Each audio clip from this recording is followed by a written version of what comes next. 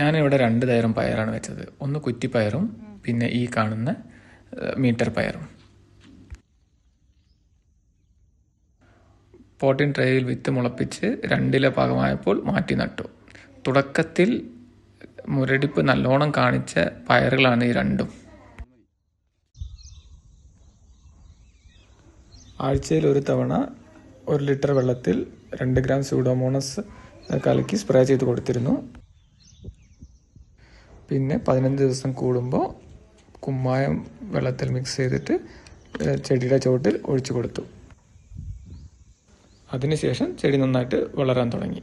പിന്നെ നല്ലോണം പൂ പിടിച്ച് കായ്കൾ വരാൻ തുടങ്ങി.